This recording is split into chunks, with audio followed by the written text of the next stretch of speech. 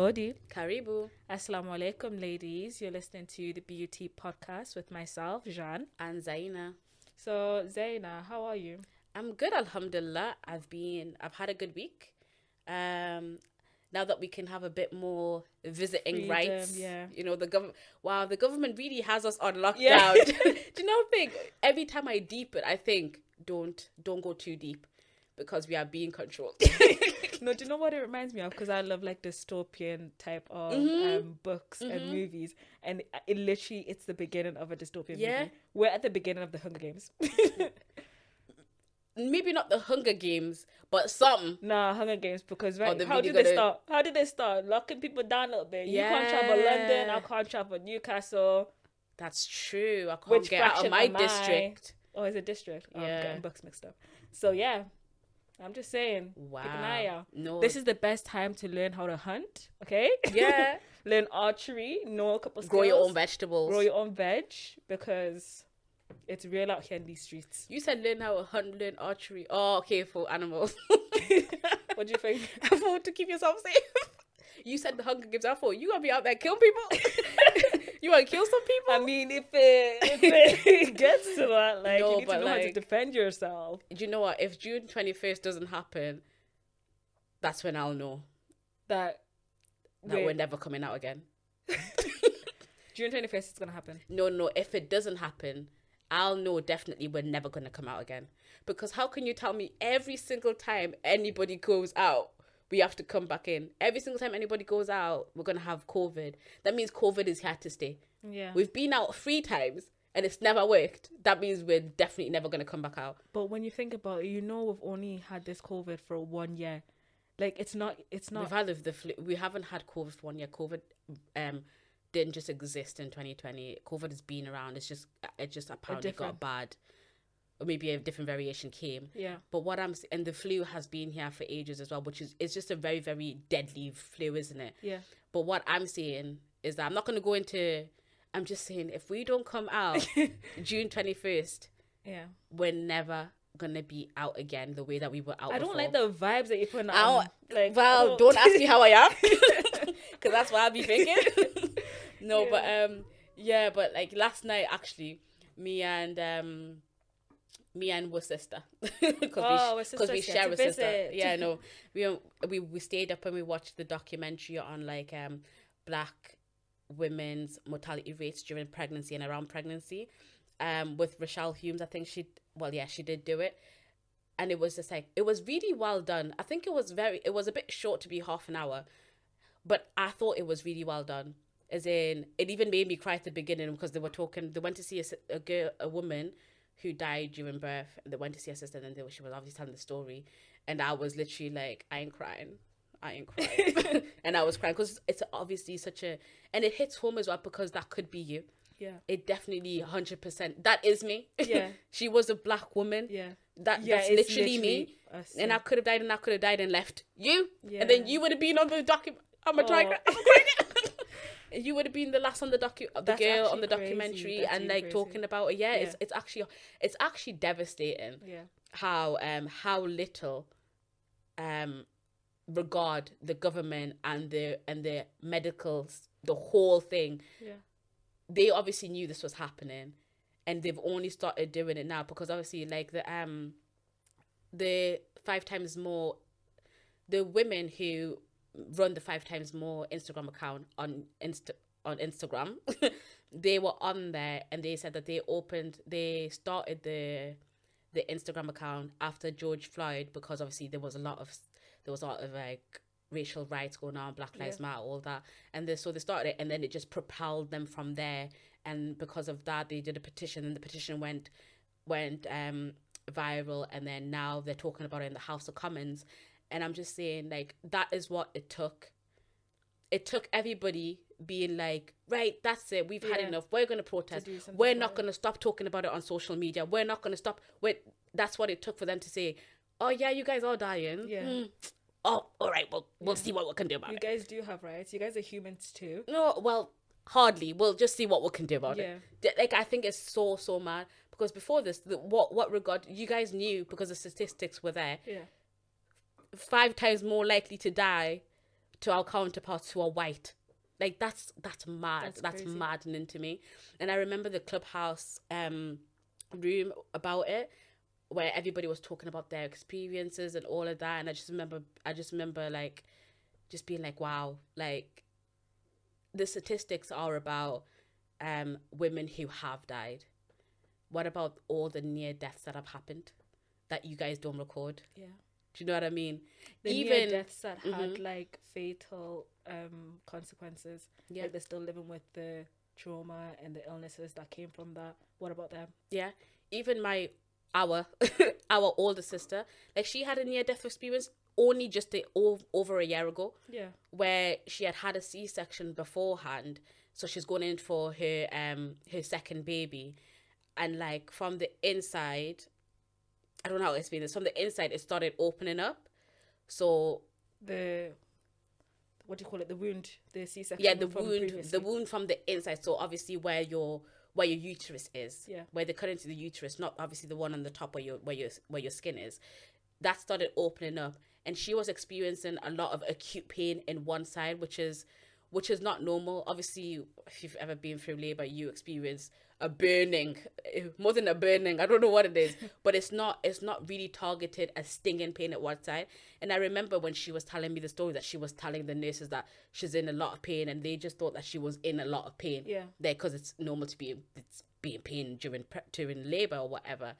And obviously then she went in for a C-section, and they find out that, oh, actually, you are opening up. Yeah. And it's like, that's a near death. Very dangerous. Yeah, that's a near death experience. Because I remember as well, the monitor for the baby as well kept going up and down. Yeah. Like, I think there was a heart rate. You were with her. Yeah. It just kept going up and down, and they thought it was strange, but they didn't know what it was. They just kind of like continued with what they were doing, but the heart rate they knew it was abnormal.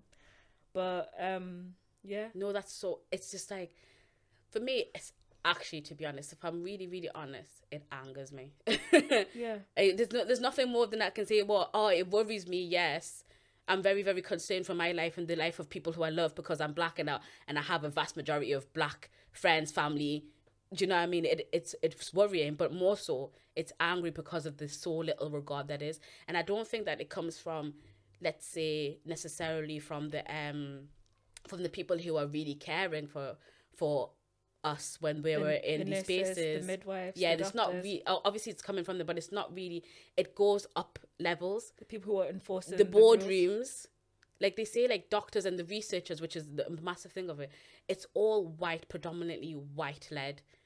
If here and there maybe there's a white woman, but mostly it's white men. Yeah. And it's like, we need to have people who look like us, who are concerned for us, who care about our welfare and our well-being, in these rooms where they're making these legislations, where they're making these textbooks that tell doctors that black people feel less pain than our counterparts, white people or other people, that then influence the way that doctors come in to see me. Yeah. It's like, it's so mad. Yeah. And the stories that these women had, even on the Clubhouse room, was just like so eye-opening, because for me, myself, I haven't had bad experiences, right?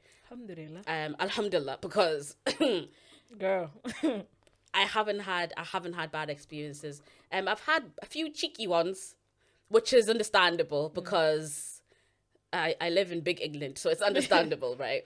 So I've had cheeky, but I've never been in a space where I might nearly die, or in a space where, like, alhamdulillah, I've never been in a life-threatening situation.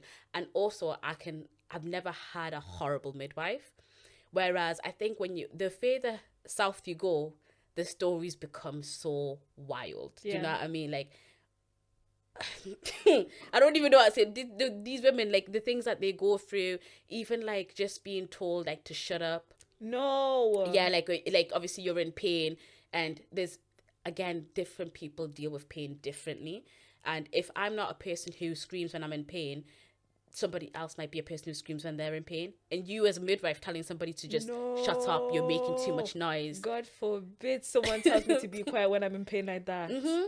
And like these things, they're like a common, apparently, in certain parts Well, these women were saying that it was true. This actually happened to them. By the way, I'm flabbergasted. I don't know what I was expecting you to say when you said the experiences are bad, but that to me, that's even the smaller parts. That's the smaller parts. That's crazy, you know, because this is the most like sensitive, most kind of delicate time that you have, and especially for first-time mothers. Even though it shouldn't change when you have your second born and your third and your fourth, right. But this is such a your body's going through things, mentally you're going through things, emotionally you're going through things, and then for someone to just shut you down like that, stop you from expressing, how would you feel in that moment? That's what you need. If that's how you express yourself, that's what you need at that time. And that will affect how you're giving birth as well, because you don't feel free, you feel restricted. Listen, I am so when you're pregnant, you're the most vulnerable you are. Yes. Right. Even mentally, even physically, just physically, obviously you're growing a whole human. Your body's literally fighting you. But even like if you think about like your hormones have gone doolally, and it affects your brain, it affects your moods, it affects even the way that you see things. You see things different. Yeah, so like you're the most vulnerable you'll probably be, and then on top of that, it just becomes even more acute when you're in labor. Yeah. And as a Black woman, I have to worry about, right, the 50 million things that can go wrong, right? Just naturally because of my body. Yeah. 50 million things that could go wrong naturally because of my body. And then on top of that, I'm Black, so I might die. Yeah. I'm more likely to die. On top of that, these people do not care about me. Yeah. Like, that's a lot. And it's heartbreaking to think that this is what's normal. Yeah. It's what's normal for us. It's what it is. You shouldn't have to deal with that. You shouldn't have to walk into a hospital and have to deal with the extra thing. Yeah. That you have to deal at with. The time where you're like, basically, already. It's you're in limbo. You could die, you could not die. Do you know what I mean? Like, it's like, and giving birth, and it just makes, because giving birth and like the whole birthing experience, it can be such a beautiful, you know, I'm very, very passionate about this. Yeah. It can be such a beautiful experience if you're put in the right environment. Yeah. And I think everybody has a right for being a human, a woman, has the right to be put in a safe space. And especially maybe if you say, oh, like back home, maybe this and that, but you're not back home, you're here where they have the equipment, they have everything. The only reason you're not getting everything is because you're Black. Like, that's wild to me. Yeah. And it's even worse because if you think about people like Beyonce, Serena Williams, they also, you would think, it's because of us, because we're just, you know, we're two broke nobodies. Who cares about us? We don't even have money. We have to go NHS. We haven't gone private or whatever. But big Serena Williams, the best athlete, not female athlete, best athlete. Period. In the world, she's got money. And she went the more, obviously she paid for the most private, whatever. I don't know her life story, but I'm guessing that she did. Yeah. She's Serena Williams. Yeah. And she nearly died after giving birth because there was no regard to her, basically. Yeah. And like, I remember reading the story ages ago, and I just thought, wow, Serena Williams went through this. So like, what about me? Yeah. Like, even her stories, like, I think it was, she suffers from like a heart problem, where she gets blood, she can get blood clots, or maybe in her lungs or something like that, if I remember correctly. She suffers from this condition, right? Yeah. And so she's obviously, she knows what it feels like when she's not okay. Yeah. Because she starts breathing differently. So after she's given birth or whatever, alhamdulillah, everything has went smoothly. Yeah. So after she's given birth, she's going through her aftercare. And she notices that she's not breathing the way that she needs to be breathing.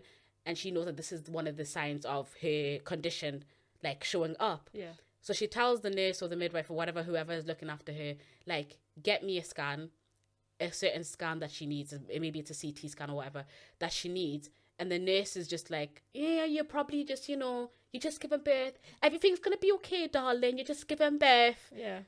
And then she was like, no, honey, get me that scan. I'm Serena Williams. Pronto. Get me the scan. And so she's gone and got the doctor the doctors come in with a different scan, with a less accurate scan or whatever, right? So the doctors come in with a less accurate scan, and Serena's like, that's not what I asked for. Yeah. I don't even know if this is what she really did, but this is how I imagine Serena and her badassness would be like, no, honey. Do you know what I go through every single day? Do you know how much I train? Yeah. And you're not giving me what I need? Do you know how much I'm paying you? Do you know what I mean? But so he comes in with a different kind of scan, and they don't see anything because she needs a more accurate scan. Yeah. And then he's like, oh, you're fine. And then she's like, get me the scan that I actually asked for because I'm paying you all this money. I'm Serena Williams. So get me the real scan. The fact that she has to ask more than once when she's paying for it. Yeah. That says something to me. Yeah. And then obviously when they went and got the real scan, they found that she does have blood clots. She had to go through she had to have more surgery or whatever, things like that. And I'm just thinking right now, like, if that was a normal person who wasn't a confident babe and wasn't basically Serena Williams, if you weren't Serena Williams, then you would just allow. You would have died. No, you would have died because she had blood clots. And if you have blood clots, after you give birth, you're more likely to have blood clots, even if you don't have a condition, right? That's why they give you these socks that you have to wear, because it's actually like a serious thing. Yeah. So you've got a condition that they already know of. Mm-hmm. You've told them that actually I'm experiencing something, and they know that you have an underlying condition, and they know that it's more underlying because, again, you've just given birth, you get more blood clots, and they still disregarded you as Serena Williams. And I imagine someone who maybe isn't well, like they can't advocate for themselves, and they don't know the condition very well because they are just leaving that up to the doctors and the people who have the degrees, and they're just like, okay, if he tells me this, then okay, I've already told him this is my condition, so he obviously knows. So if he says I don't need a CT scan, I don't need a CT scan. Right? Do you get what I'm saying? And that reminds me as well, because when our sister Bridget was given birth as well, like she was saying that she was in a lot of pain, right? And they were like, okay, it's a lot of pain, it's normal.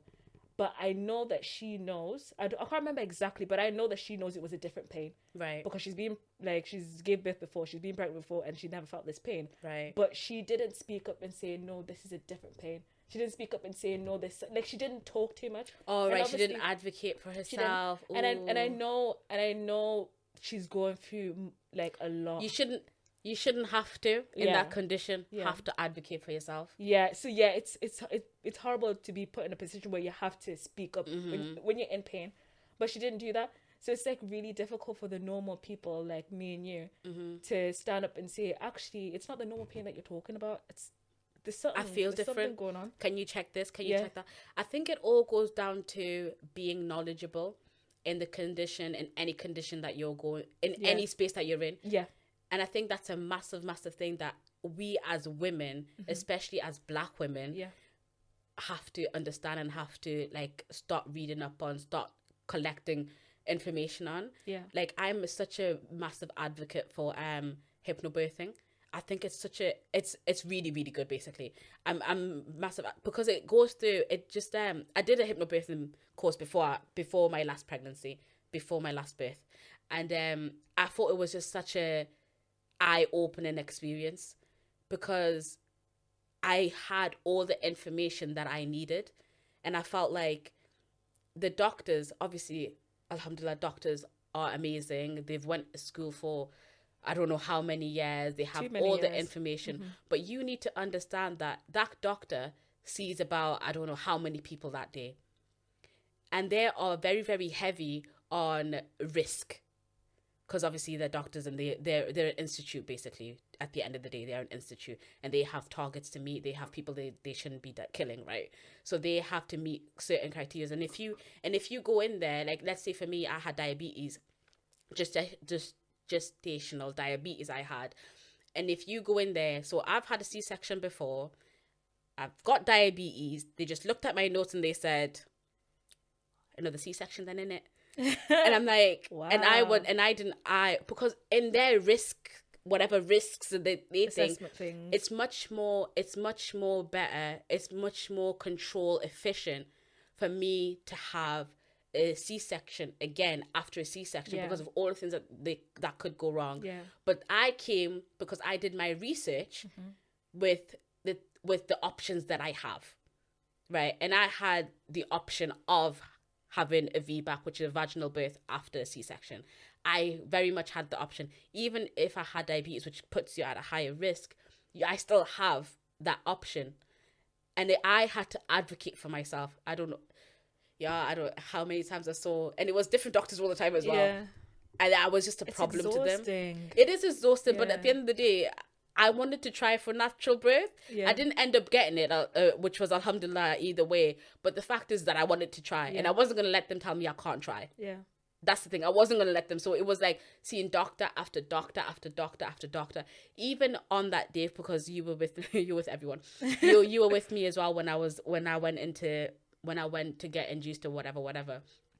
You were with me as well, and it was just like I was comfortable with the decisions that I was making. I was making decisions with the doctors. Yeah. The doctors weren't making decisions for me. And I think and that's a massive thing as well that people have to learn.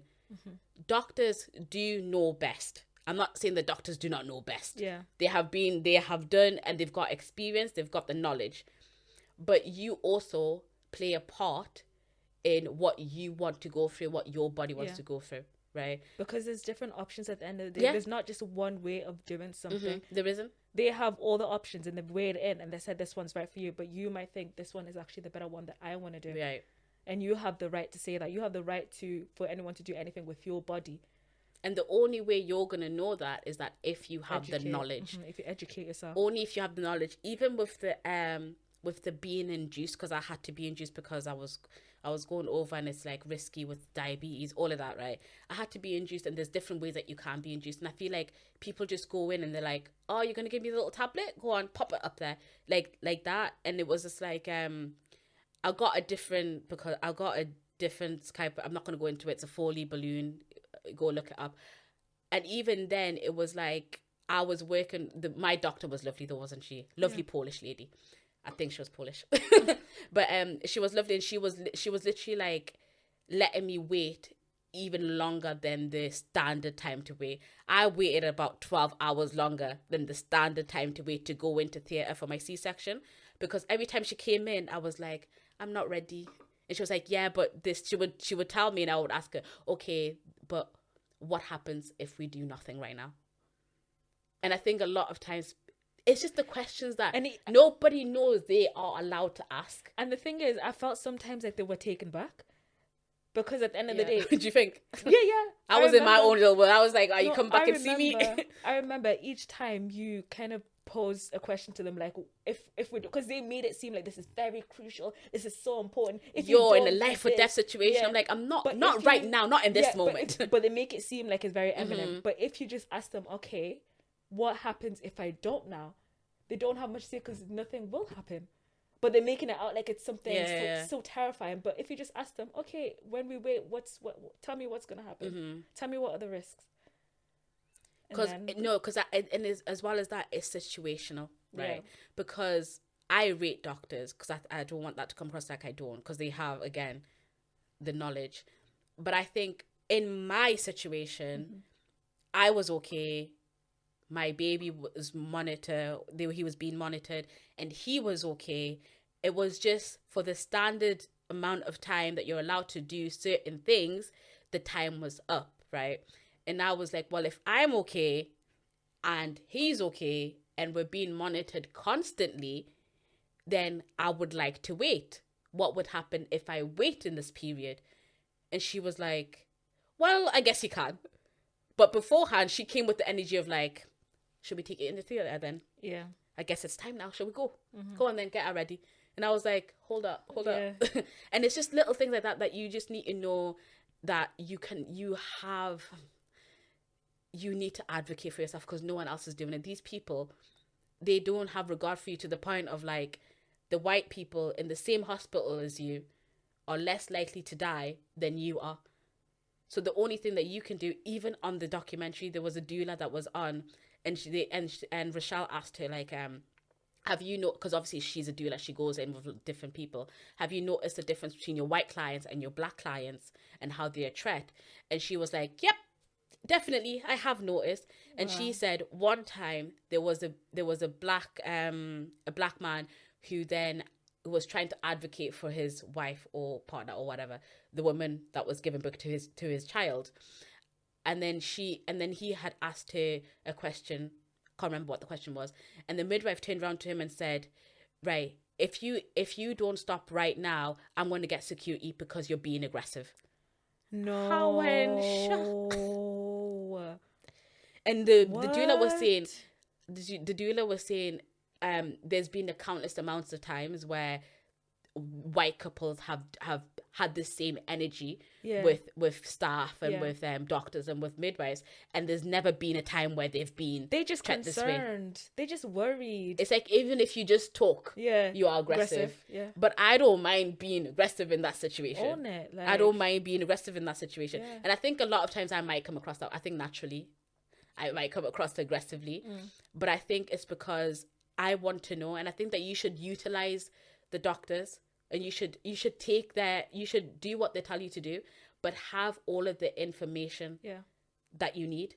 Because again, these doctors, these midwives, they see a lot of people in one day, and they look at their charts and they say, all right, this is what's best for this person. And they might not have the time or the courtesy to sit down with you and give you all your options. So let's say if you come to me and I say, right, what's best for you is to be induced, right? And you don't know that being induced, more people who get induced end up in C-section than if you just start natural labor naturally, right? This is like a statistically known fact, right? If you didn't know that, and he's not going to tell you that because he wants you to be induced, right? Do you know what I mean? But if you then said to him, oh, what are my options? Then he will have to say to you, we can wait up to 2 weeks after your due date, or you can be induced, or you can do this. There's many options. But if you're going into that situation and you're like, oh, you want me to be induced? Okay, then I'll be induced. You're not getting your full options, and then you're not questioning them, and then you don't know, you're not making decisions about your life. You're letting someone else make decisions about your life. And even though that person is well educated, has experience, it's still your life that you have to live. I think that's so important. But I think the most important part is literally like having the information. Being educated. And knowledge is power, guys. Literally. And I feel like more so for Black women, and it's not just in the sense of pregnancy and being in the hospital environment. I think that it's like everywhere that you go. I think even in the work environment as well, like, make sure you advocate for yourself, because you'll be taken around for a fool, to be honest. 100%. Yeah.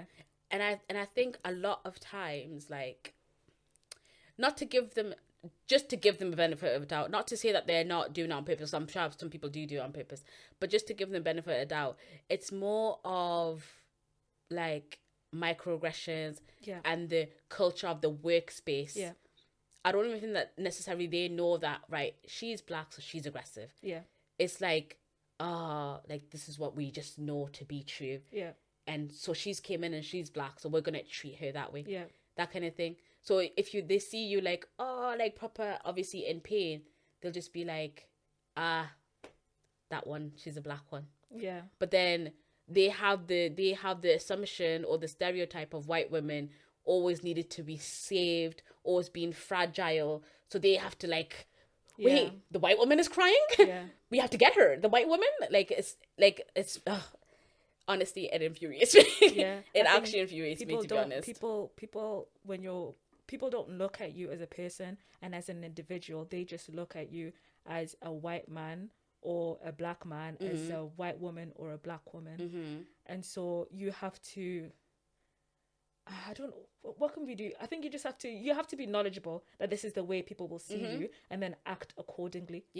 And I don't mean act as the way they want you to act. I mean act. Know that you have rights. And use them. That's it. Yeah. You have rights, you have options. And make sure that you're not just now telling people how they should treat you. You're enforcing it. You're making them treat you a certain way.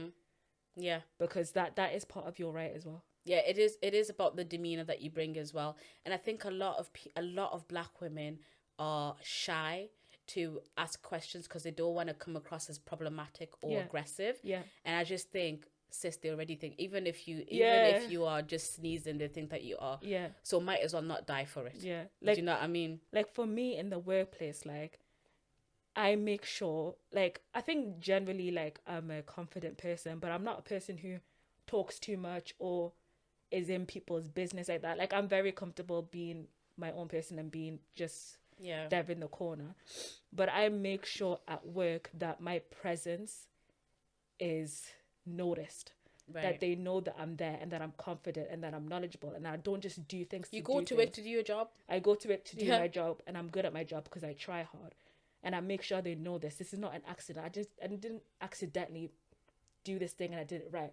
I did it with purpose. Do you get what I'm saying? Mm-hmm. So, and I just make sure to bring that aura because I don't want it to be in the case of where they disregard the good things that I do. Because that used to happen as well.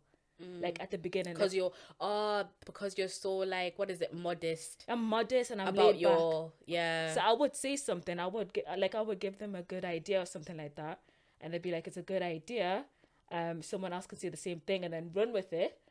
And then they would take all the credit. They did the thing. And I'd be like, okay. But that was, I said that in the meeting. Remember, it was me. And I just, and it kept on happening. And not too often, but often enough. I think 2 times is often enough. And I was like, oh, this is like, that's my bag. Yeah. Give it back. This is my doing. I get what you mean. It takes away from what I do. Yeah. Do you get what I'm saying? Like I'm not being noticed for what I do. And I think it's important in the workplace that you do get noticed for. How are you going to get promotion if you're not noticed? And how are you going to get appreciated if they don't know exactly what you're doing? And I think it gives other people like it gives them, you're basically telling other people the way to treat you as well. So it's okay if you just like step all over her. It's fine if you ask for help and then like she will help you. Yeah, it's fine. But it's like, no, you need to demand how you are treated. You need to be confident. And this doesn't mean that if you don't know, you stay silent. People treat you the way that you allow them to. Yeah, that's what you're saying. Yeah, the way you present yourself. And I'm not saying that you should actually be aggressive. No, don't. You shouldn't. You should just be yourself. Just make your point across. I mean, to be honest, there is a time to be aggressive. When the time comes for you to be aggressive, be aggressive. When the time comes for you to be mellow, be mellow. Like there's certain times for different situations, because people take being stern and being assertive as aggression, but it's not. You're being stern and you're being assertive. Right. So don't like still have those qualities. Those qualities are good. Yeah. So yeah. No, like, we had like I've already had this conversation. We had this whole conversation yesterday after we watched that documentary. We're just like, yeah, we angry. Yeah, we're gonna go sleep angry too. Yeah. No, but the thing is with the documentary, with all of the with all that drama that happened with the way the documentary came. Actually, just the Candice and Rochelle Hume drama that happened ages ago. Now, do you remember? No. You know, like just obviously, I think it was Candice Brathwaite was supposed to be doing a documentary, and then her documentary got cancelled, but then Rochelle Humes was doing this documentary that just came out now, and everybody was saying that, well, we don't want Rochelle Humes to do the documentary because she doesn't get us as a black woman, because Rochelle Humes is mixed race, and she even says herself that she has that she privately gave birth to her kids. I think she's got 2 children. She privately gave birth to her kids. She just seems like she wasn't her eyes weren't open to the struggles of black women. So all the black women were saying, we don't want her, we want Candice, because Candice is like, she's an advocate for all this stuff. She knows about this stuff. She is not new to this. She was born for this. Basically, I love her so much. She's so knowledgeable. Right? She's just so knowledgeable, and she's a proper advocate. Like, I trust her to take care of me as in a black woman. Yeah, I trust her to take care of me. And they were just having like a whole like debate about they've chosen Rochelle because colorism is in play and all of this stuff. And I was just like, I think she did a good job at the end. But both could be true. She could do a good job, and she can also be chosen because of the colorist to appease the white man. Yeah. Well, that's the world that we live in. It's not a right world that we live in, but that's basically the world that we live in. And I think as well that what really didn't. Do you know what? Before watching the documentary, I thought Rochelle wasn't the one for the job. Yeah, I didn't think that, especially because I think when the whole like BLM thing was happening, she had said as well. Correct me if I'm wrong. She has said that she is not really gonna teach her kids about racism or something along those lines, right? I could be completely capping. Okay. But something about along those lines. And I remembered this when this whole now she's gonna do a documentary about black women. Now she's trying to teach us, but she won't teach her kids. Like that's what I'm saying. Like, so what about like that? It was just so confusing to me. But does she mean she's not gonna teach her I don't kids? know what she meant because I don't follow her. I don't actually know her in life. Because for me, she might mean that she's not going to teach her kids because she wants obviously the innocence of her kids to stay alive until maybe teenagers, and when they're teenagers she'll teach them. Or does she mean you're gonna wait until you're a teenager to say racism exists? They already know racism exists. You can't walk out your house. Maybe in your house if she keeps them as slaves in her. Not slaves. SubhanAllah, I didn't mean that. If she keeps them as little, if she coddles them in her house, they're never allowed out. They are homeschooled. They are this. They never. The only place they go outside is to the garden and back. Then yes, you can wait until they're 15 years old to tell them. By the way, you're black and racism exists. But if they're leaving the house, then they know racism. They know what's white, what's black. They know people are different. They know skin tone. They know skin tone because of their family. Their family is mixed. They have white people, black people, dark skin, light skin. All of that should be mixed into their family. So you're saying for me, it was very, very a shock to learn that she won't teach her kids about racism. But I didn't know what context she was saying that in. I want us to talk about this a little bit more because I know, obviously, everyone knows that there's different color. There's people of different skin tones, skin types. And her mom is, they both mixed race, aren't they? I think so. And yes, so are you saying that we should teach our children from a young age about racism? Like you personally, I'm not talking about Rochelle no more. I'm talking about like, what are you saying? I think, and is it different from a white person, black person, mixed person? Everybody. I think everybody should know. From a young age. From an age, you know, if your child can see, they should know. Yeah. If your child can talk, they should know. Okay. If your child is with other people, that's what I'm saying. It's the same with like when you say, how do you teach your kids deen? You don't start with them. Hellfire. Exactly. Not even hellfire. You don't start with Surah Baqarah. You don't. Yeah. You start with Anas. Yeah. Do you know what I mean? Okay. You start with the little things. Oh yeah, that person looks different. Doesn't mean that they're different. It just means that Allah made them different. Yeah. They're exactly the same. Yeah. You should treat them with kindness no matter what. That is still talking about race without saying race. Do you know what I mean? Yeah, that's talking about race, but yeah, I'm talking about racism. Racism? Yeah. Well, yeah. Are you going to tell them you may be treated a certain way because you look like this? Because I feel like, to be honest, my kids are 5. My kids are 5 years old, and I think I have spoken to them, or I have mentioned to them, like, because obviously they ask, or maybe they have asked. It's not something that I've done intentionally. It's something that you wait for occasions to do. So like, yeah, her hair is different because she is Asian. My daughter has a little Asian best friend, and like at one point she wanted to have long and straight hair like her little Asian best friend, which is, I guess, she's 5 years old. Yeah, she likes her friend. That means she likes her hair. Yeah. Do you know what I mean? Yeah. So it's normal. And I was saying, no, she has that hair because she's Asian. And she goes, Asian? And I went, yeah, because she's from, I don't know where her little friend is from. And I said, because she's from Asia, she has that hair. But you have nice curly hair, Mariam. You have afro hair because you're black. She goes, I'm black. Yeah, you're black. You have nice curly hair because you're black. You know you're black. She goes, oh, yeah, okay, but I want that hair still. And then there was a whole thing of like, I had to show her, I then just jumped on my Instagram and I typed in probably like black girl magic, something like that, or black girl hair. I typed in, there was an abundance, alhamdulillah, an abundance of little girls of beautiful hair, long hair, short hair, like braided hair, all of that hair. And I just showed her and she was like, and I was like, do you like that hair? Yeah. Do you like that hair? Yeah. What hair do you want next?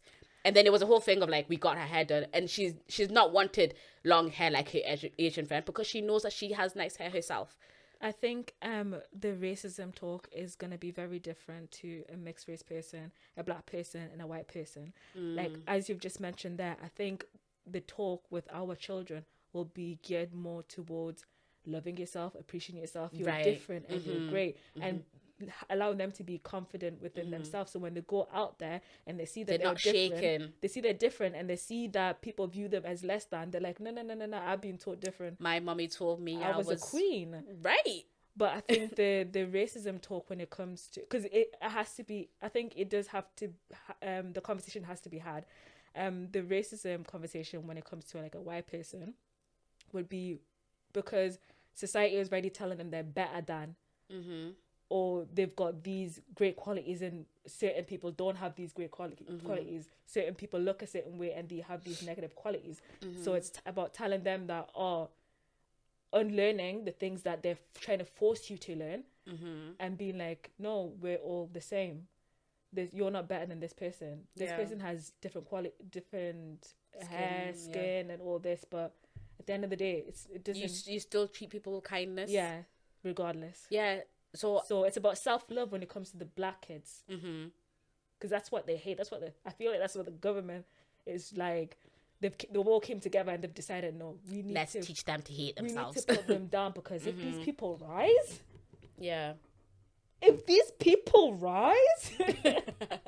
honestly, like we will just be. Yeah, that's what I'm saying. So, and I understand that conversations in different households have to be different.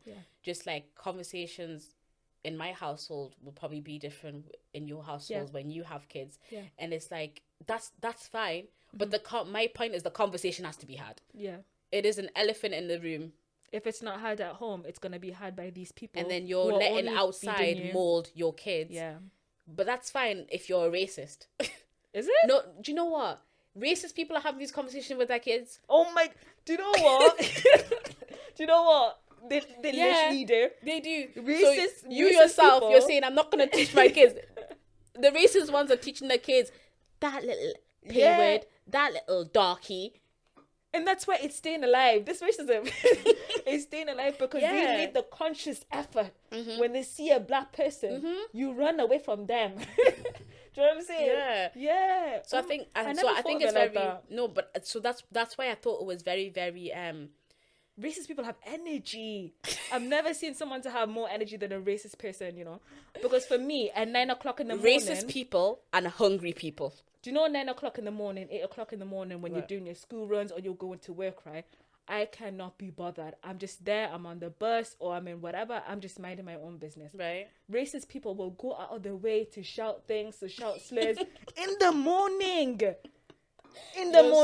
Just to keep the racism alive. I've done my bit for today. What about you, Karen? Like it's a job. What are you getting paid for this? Yeah, that's what I'm saying. It's very, very irresponsible to not teach your kids about racism. That's just my view on it. Now I know the energy that these racists have. It's very irresponsible for us. We need to also have that same energy, the same vroom to be teaching our kids. So funny. No, because I never 100%. Seen it like this before. I never saw it. I never saw it before like this. No, I tell my kids they're beautiful every single day. Yeah. You blackety black and beautiful. you literally, you need to tell them every single day, because once they get out of this world, every single day they'll be told by everyone, society, work, like school, that they're less than. And I think as well as that is that I think I can see a generational change. as well as with that. I'm loving because I think that I think naturally Africans, and I can't really blame them, because they came from a place where everybody was black. Yeah. So it was just like free. Where was the racism? Yeah. Racism was different for them. Do you know what I mean? Racism is very different for colorism is more of their issue. Do you know what I mean? And I think a lot of families that have come here and have brought up kids here, they may be lacked in giving their kids confidence of being black. Yeah. Right? Because back home, what kind of confidence do you need of being black? Everybody's black. Yeah. What more do you want? To set you aside. Read your books. Do you know what I mean? Were ugly, you were ugly, but not because you're black. Yeah. Do you know what I mean? Yeah. You were never ugly because you're black. Yeah. You were just ugly because your face was mashed up. Like, do you know what I mean? Yeah. It wasn't actually a thing. But coming here, and I think us who have grown up here, we see the importance of instilling that confidence, the black confidence in our kids, where not you're beautiful because you're black, which you are, but like you're beautiful and you're black. Yeah, you're black clever and it's not all, because I think a lot of things get lost in translation a lot, and I love that I see this generational change with our generation who are having kids now, just the proper instilling this into our kids, like, no, you go out there and you tell Stacey that you have lovely afro hair. Yeah. And you don't dare let her touch it. For real. Yeah. Yeah. And I'm loving this. I love it. And I think as well as that, I think representation is an important part of that. Mm-hmm. And I never ever thought that representation was important for me, specific as in personally to me. I never really cared about representation, but like I think for my daughter, even being able to go on Instagram and show her those pictures, or to go on Instagram or like YouTube to say, oh, what hairstyle do you want? Or like there's these little black girls playing with dolls. She doesn't have to watch all the little white girls playing with dolls. You know how kids, they love to watch that on YouTube. So I love that for her. And I just think that that's so important. But then I think I'm a little bit skeptical about representation. I think representation, we need it. We do need it, because 100%. We need it in a sense of, I want us to know, and my kids to know, that you can be in all the spaces that are halal. I don't need you to be no stripper, but you can be in all the spaces that are halal. You can be a doctor because you see a black doctor poster on TV, on Instagram, on all those places. You can be an astronaut. You can be a scientist. You can be all whatever the things you want to or whatever you want to be. And I think I can say that to her, but if she sees it, it's different. It hit different. It hit deeper. Yeah. Do you know what I mean? So I feel like representation is like massive, and we need it in that kind of sense, right? Yeah. And I think on top of that, I really, really want to see as well representation in the form of my morals and my beliefs too. 100%. So I want to see the Muslim black doctor. I want to see I don't even know all of the ones that I said before. Yeah, astronaut, Instagrammer, everything. I want to see all that, because I want us and the generations to come to see that you can do everything that you want to do in a halal way. Yeah. Right. Oh, do you know what? It's such a struggle. Now you've mentioned it's such a struggle, because too struggling. It's not just that we need representation of being black and being women. We also need that extra representation as being a black Muslim woman. Yeah, and it's hard because you don't see it nowhere. You can't don't see it nowhere. First of all, it's a struggle to see black. Imagine now you have to see a black Muslim and woman, like, and then black Muslim practicing. Yeah. But can we do that for my daughter, please? But that's the thing is, can y'all just do that so my daughter can see it? Daughter know the other daughters. And the thing is, that's literally why we're here as well, because we don't see people like us. Yeah. And I want to see people like us. Yeah. Yeah. Yeah.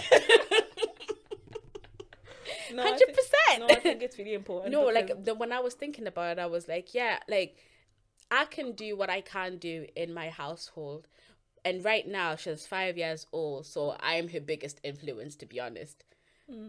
But like the older they get, my influence right now is here. Yeah. And it just keeps going down. Yeah. And then the outside world grows. Yeah. And I'm just thinking, please, can you pattern up the outside world, please? Yeah. Like you lot there, can you? I'm not an influencer. Can't do it on my own. It's the community. We need to come together, guys. That's what I'm saying. And I think as well as that, I can't blame, like, let's say the Muslim girls who are on the front line of Black Muslim representation for being a little bit, sticky. I can't blame them, because who are they looking up to? Yeah, who has influenced them?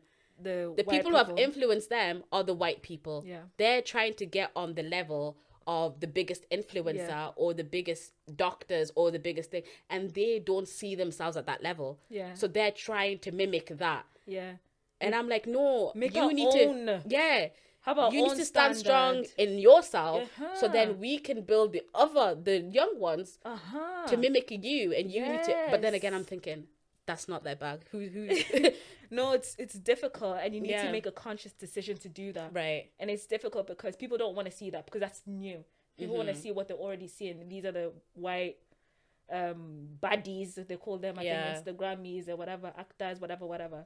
Yeah, that's what we're used to. So for you to stand alone, and do you get what I'm saying? We don't see ourselves in the most successful places. And also, I like to add, there's some spaces that we don't need to be in. 100%. Girl, we don't need to be in those spaces. There's some spaces where we're just crying to be represented as, I don't know, because I'm not even out there like that. Like, let's say as like models, right? Yeah. I'm not really sure we need to be in that space, to be honest. I don't think we need to be walking down catwalks. Okay, modeling. Catwalks is different. Yeah, that's what I mean, though. Okay. Oh, that type of model. Yeah, I'm just thinking about that Halima, the model who resigned.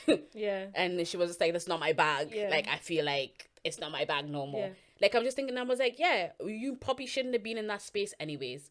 Ooh. Because that space doesn't breed spirituality. It doesn't breed your morals. It doesn't breed your beliefs. Yeah. It doesn't. So why are we looking to be molded into that where we're not supposed to, we don't fit in there. We don't fit in there. And you need to realize, right, like, white people, they are there because they fit in there. Yeah, their morals are higgy-haga. They doing what they believe. They are practicing their morals. We can't be like them because we don't have those morals to begin with. And so it was so nice and so refreshing for when I was reading about what Halima did and how she felt about the whole thing. And she was just trying so hard to push together these Western views and her Islamic kind of morals and beliefs and background and culture. She was trying to push them together, but it doesn't work out because one will always win, and the one that will win is the one that's more kind of powerful, the one that's more the one that gives you the most money, which is the Western views. But like, that's not her. People are doing themselves, white people, but it's not just white people. I say white people. You mean? Honestly, I do actually mean white people. Cool. If that's what you mean, I ain't gonna stand in your way. I do actually mean white people, but whoever fits in the category fits in the category. But what I'm just trying to say is that I'm saying it's not white people because Instagram baddies. I don't think they're generally white people. I think those are generally beautiful black women who are just don't happen to be Muslim. Well, they can't be. Do you know what I mean? Okay. Whatever she said. So so what I'm trying to say is that you should do things that you believe in. You don't need to follow with your morals and your beliefs. You don't need to follow the crowd. If the crowd is going to a place that you believe in, then you can follow until they start doing higgy haga, which is always the case. You can only go so far. Right. So let us go so far and then say bye-bye when the time is. Or let us build your own platforms. Build your own platforms. Like, we don't have to, look. Do you know that we're trendsetters? Why are we acting? Yeah. Oh, I thought you meant me and you. I was like, since when? Yeah, we can try. No, I'm saying black people, we been set in trends. So why do we have this following mentality anyways? Right. Like, I don't understand. Like, we need to just have the confidence in ourselves to just do something and just to do it without any attachments, without anything. You disagree? You're saying black people are trendsetters, and I 100% agree with that. You're not considering that not all black people are Muslim. So the trends that some black people are setting, they're still not for us. Do you know what I mean? But I'm saying we've got the qualities, yeah? It's in our melanin. Yeah, we've got the facilities. Yeah. So, yeah. No, 100%. I was just thinking this, and I was like, yeah, representation is fine, it's great, but when it's done wrong, yeah, it's scary. It can do more damage than. Even think about when the big hijabi influencers started taking off their hijabs, everybody, not even laymen's, us, as in like us normal people, they start taking off the hijabs. Yeah, lots of people, like, as in like, I don't know because I'm not in school and that, like, as in the young girls or whatever, they found the confidence as well. Oh well, sad. I've been struggling with it. Like, do you know what I mean? Yeah. And like, and it's like, that's what influencing is. Do you know what I mean? You can't say you want to have influencer money but not be an influencer. Yeah. It is what it is. Yeah. And I can understand struggling with hijab. Of course. Because just like every other aspect of Islam, if it's your fitna, it's your fitna. Like, you're gonna struggle with it. That's just their fitna. That's fine. But I'm just saying there's another side of influencing that I look at and I'm just like, oh no. Yeah. Please, can you do the other one? Can you do the one that I want my daughter to see? Can you be less yourself and more like, like practicing? Yeah. And that's such a rude thing to say to somebody. Yeah. Because everybody has their own struggles. I have my own struggle. Just because I'm not an influencer, it doesn't mean that, like, do you know what I mean? Even me, I have to stop doing the things that I find very, very tempting, or my fitness. I have to stop doing that. And I'm finding it hard. So I can't really expect somebody else who's finding something hard just because they're an influencer to then all of a sudden magically be perfect. Yeah. I can't expect that from them. I can't expect that from them, but the only thing I will request for them is to make sure they are not how can I say, make sure they're not portraying that thing that they have a fitna with to be the correct way. Because a lot of the times because I know people are imperfect. Okay, I drink alcohol and now everyone knows I drink alcohol. Okay, are you saying that drinking alcohol is good? Like, once they start going down that route where everything they do, I'm be myself, I want to be my authentic self, it's great. That's when it's like, no, because you chose to be, no one forced you to be Muslim, I think, inshallah. You chose to be Muslim. And with that comes these legislations. I'm not saying do everything because it's impossible. I'm just saying, what am I saying? Be mindful. Be mindful and don't, what's the word that I'm trying to use? Don't say that it's right when it's not, when you yourself believe that it's wrong. Right. Like, people need to start admitting that, yes, I do wrong. Some of these people believe that it's right. What do you do then? Oh, they believe it's right. Yeah, like, let's say some people genuinely believe that hijab is a choice. So what you do, because that's their belief and that's what they're pushing. Hijab is a choice. And the thing is that I can understand how somebody can come to that conclusion. Yeah. Because practicing is a choice. Like, praying is a choice. Do you know what I mean? Yeah. Everything in life then is a choice. Okay. Me not robbing that bank is a choice. Do you know what I mean? Everything is a choice. And that, so I get that. But then it's so like, but we all know, I just have a problem with people saying that everything is a choice, because there's things that are choices, which is like things that you can take or leave. Yeah. But if you're saying you're Muslim, it's like something that you've now worn. Yeah. All right. You can't cut it up. You can't make it a crop top. Yeah. It is a t-shirt. Yeah. Right? You cropping it doesn't work. Yeah. So you telling me that I can take or leave any aspect of what is authentically religion. Islam. That is not Islam. That's not Islam. Yeah. So that's what I have a problem with. When people advocate that it's hijab is a choice, when we all know that it's mandatory. You taking it off or keeping it on is your personal choice. Mm-hmm. But is it mandatory? Yes. And not killing somebody. Yeah. Mandatory. But there we have murderers. Yeah. Do you know what I mean? Yeah. So it's like differentiating. I think that's very important. People need to differentiate, and that's part of being mindful as well, to be honest, which is what you were trying to say. Yeah. But so representation on that scale that's what scares me. Yeah. It really scares me, because the way that like I feel like the youth, because I'm aging, the way that I feel like the youth is going with this wave of individual Islam. Yeah. As in, like, I'm spiritual. Not spiritual. That's not what I'm saying. No, individual Islam in my head is like, I make the rules? Islam is what I want. Yeah. So I believe in that, but I take that. No, leave that out. Bring that in, and it's like you're going shopping for Islam. Milk today, bit of. No, I don't like that sunnah. So rub that out, but bring that one in. It didn't work for me. So so I feel like that's where a lot of the youth are coming in with this individualized Islam, where Islam is not. It's pick and choose. It's not pick and choose. Islam is not pick and choose.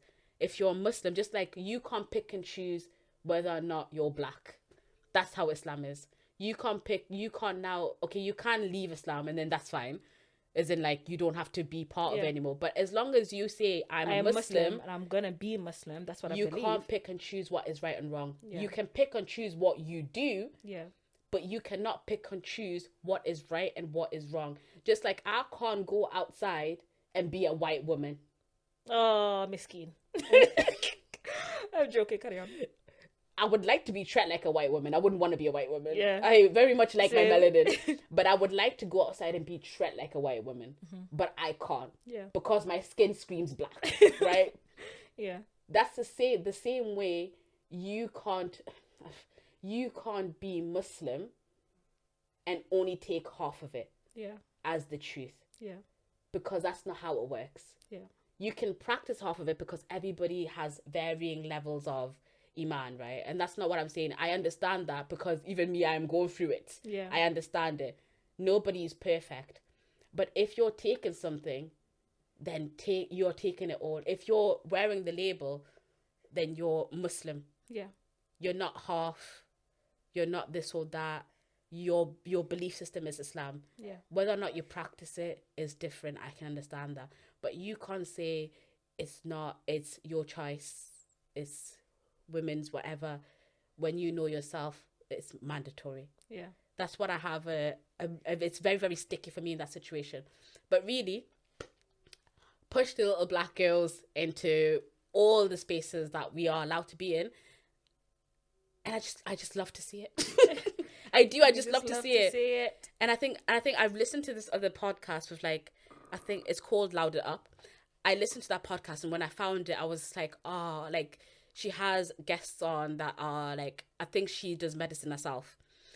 And it's black Muslim woman in medicine. We need to see that. That's representation. Yeah. And there's other ones who have been on there. She had a rugby player. She's a professional rugby player. Yeah. Black Muslim woman in rugby. Love to see it. And just so many other spaces where, I think we should push that instead of pushing, we should push that way where it's a positive. And I think we won't be able to do that if we always have these higgy haga people around, because the media and the white people are always going to choose to put us in the bad light. Yeah. To put us in the place where we are fighting with each other. Yeah. One person saying, that's not right, this is right. Well, it's our choice, it's not our choice. And why people love to elevate the people who are not actually a great representation of who we are. Because, you know, there's actually loads of Muslim black women who are practicing, who are like doing big things. Yeah. But they'll not elevate these people. They'll elevate the other ones who are just there, not correctly representing who we are. Yeah. I remember a few years ago, there was an article by a Muslim woman. I don't know if she was black. A Muslim woman who was talking about, who was basically saying that sex before marriage was good. She was Muslim. She was Muslim. She calls herself a practicing Muslim, and she just said, "Yeah, we can do that. I think that's fine." She was given a whole article. That's my problem. Yeah. She was when someone told her write it, and I'll pay you for it. Yeah. But there's so many other black Muslim women who want to talk about what they find very interesting. And not even about Islam, about themselves. Like, let's say the rugby player, let's say if you're into football, let's say if you're even into makeup, right? Yeah. They want to talk about that. And they're like, and because they don't fit the aesthetic of the modern Muslima, they won't give her a time of day. Yeah. But this one over here was doing higgy haga. They'll give her money, they'll give her a platform. Yeah. They'll say he has a podcast. Like, it's so mad. Like, it really, really scares me where this generation is going. Yeah. Yeah, but I am really proud of, like, our generation and, like, the way that we're going and the things that we're bringing in. And I am really proud of us. But, like everything else, there's a little bit of problematic issues here and there. Of course. Yeah, but alhamdulillah. We do have to wrap up because I feel like I've been talking for ages. We've been talking for time. I know, gosh. But anyways, what's the BUT? Well, I just think that we need to go back to basics. We need to strip it all back, reevaluate our morals, reevaluate our belief system, and just even take from the Quran and Sunnah and even gain knowledge of the most influential people, the real influential people. Take that from the people even around you that are doing great things and are still great people who uphold their morals. It's really about being the best part of you without sacrificing any part of you. 100%. And that's the BUT. And we're out.